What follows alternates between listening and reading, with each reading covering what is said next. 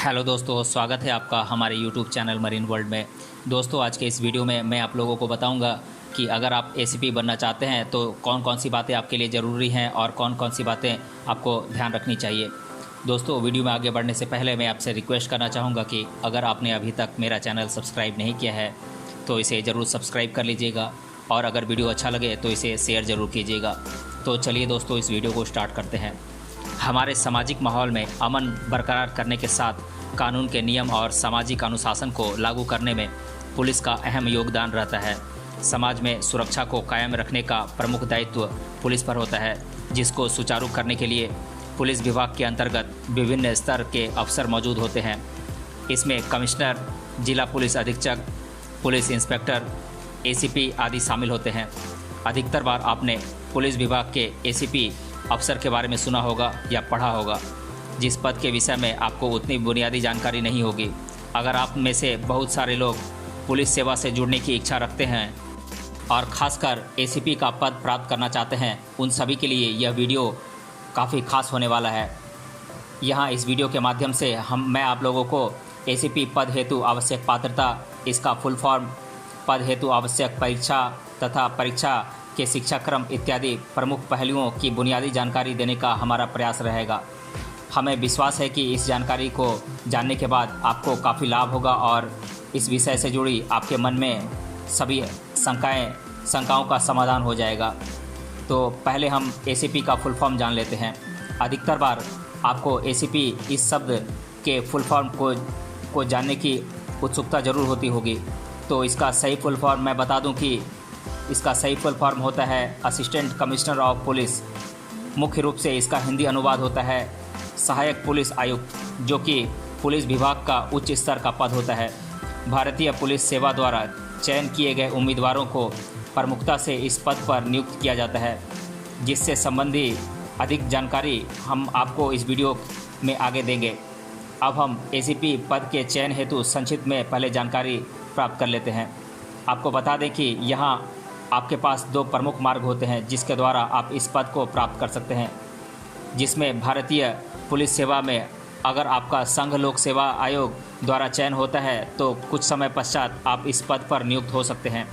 इसके अलावा जो उम्मीदवार राज्य लोक सेवा आयोग द्वारा उप जिला पुलिस अधीक्षक या सहायक पुलिस अधीक्षक या अतिरिक्त जिला पुलिस अधीक्षक आदि पदों पर चयनित होते हैं, वो सभी अगर राज्य पुलिस सेवा में लगभग 15 से 20 साल की सेवा देते हैं या फिर विभाग के अंतर्गत कुछ परीक्षाओं को उत्तीर्ण कर पदोन्नति हासिल करते हैं, तब भी वो एसीपी के पद पर नियुक्त हो सकते हैं।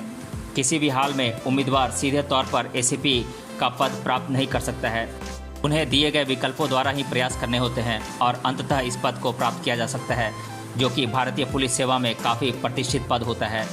अब हम यूपीएससी द्वारा एसीपी पद को प्राप्त करने की प्रक्रिया के बारे में जान लेते हैं। संघ लोक सेवा आयोग द्वारा देश के विभिन्न सरकारी विभागों में उच्च स्तरीय पदों पर उम्मीदवारों की भर्ती की जाती है। इस आयोग के अंतर्गत आने वाले भारतीय पुलिस सेवा में चयन किए गए पात्र उम्मीदवार को भविष्य में एसीपी पद हासिल होती है। यहाँ सबसे पहले आईपीएस दर्जे के उम्मीदवार को उप जिला पुलिस अधीक्षक या सहायक पुलिस अधीक्षक या अतिरिक्त सहायक पुलिस अधीक्षक आदि पदों पर कुछ सालों तक कार्य करना होता है।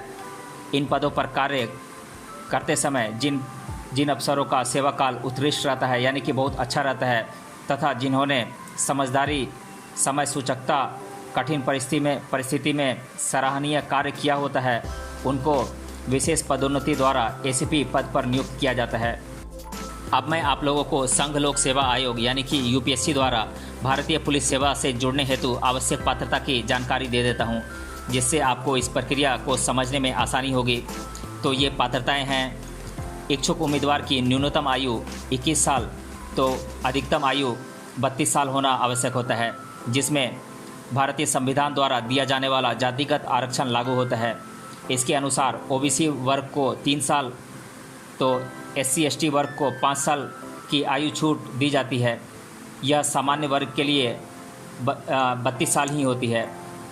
जो भी छात्र आईपीएस हेतु इच्छुक होते हैं, उन सभी के पास भारतीय नागरिकता होना अनिवार्य होता है। हालांकि कुछ अन्य देशों के नागरिक भी इस परीक्षा में सम्मिलित हो सकते हैं। पर अंततः उन सभी के पास स्थायी भारतीय नागरिकता होना आवश्यक होता है। सभी इच्छुक छात्रों के पास न्यूनतम स्नातक या बैचलर डिग्री होना आवश्यक होता है। यहाँ स्नातक डिग्री को मान्यता प्राप्त यूनिवर्सिटी से उत्तीर्ण करना भी अनिवार्य होता है।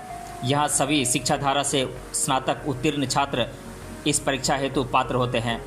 महिला हो या पुरुष, जो भी उम्मीदवार आईपीएस द्वारा एसीपी पद प्राप्त करने की इच्छा रखते हैं, वो सभी शारीरिक और मानसिक दृष्टि से तंदुरुस्त होना आवश्यक होता है।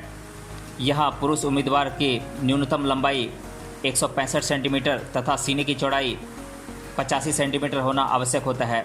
बात करें महिला उम्मीदवार की, तो इनकी न्यूनतम लंबाई 150 सेंटीमीटर होना आवश्यक होता है।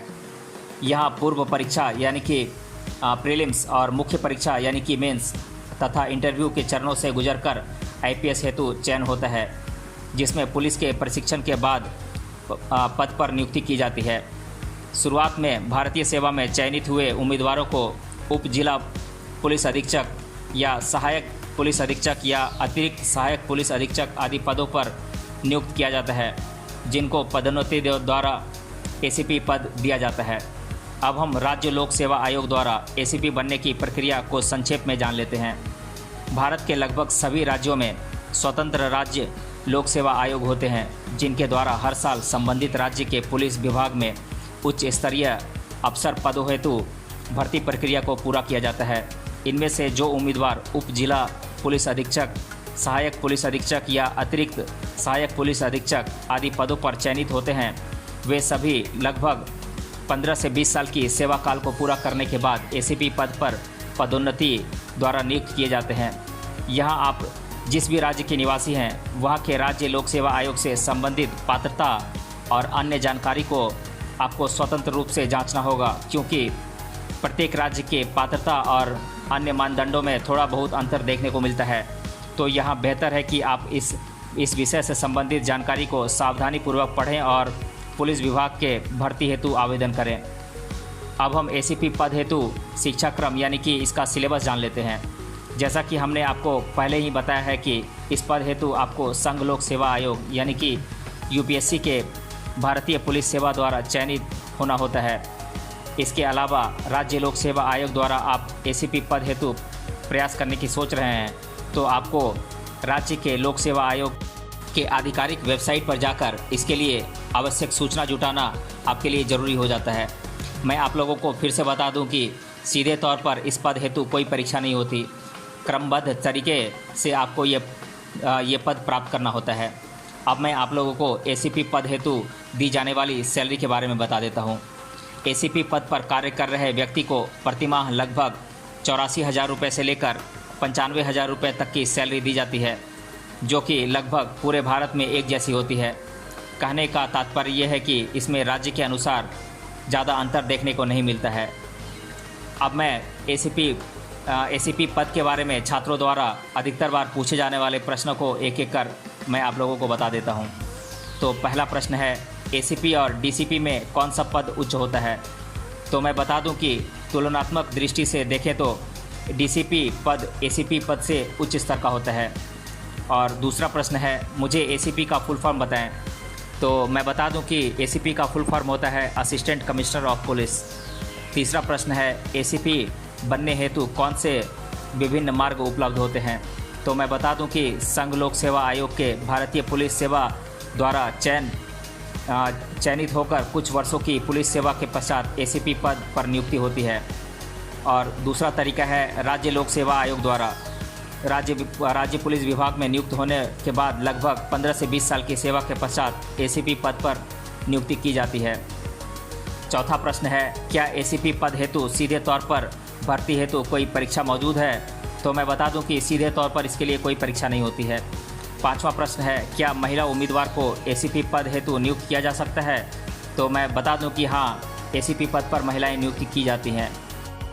तो दोस्तों, आज के इस वीडियो में हमने जाना एसीपी पद के बारे में और इसे कैसे प्राप्त किया जाता है, इसके बारे में मैंने बताया आप लोगों को और इससे जुड़ी महत्वपूर्ण बातें भी आप लोगों को बताई। अगर आपने अभी तक इस वीडियो को पूरा देखा है तो हमें कमेंट बॉक्स में कमेंट करके बताइए कि एसीपी का फुल फॉर्म क्या होता है। मिलते हैं अगले वीडियो में किसी अन्य टॉपिक के साथ, तब तक के लिए धन्यवाद।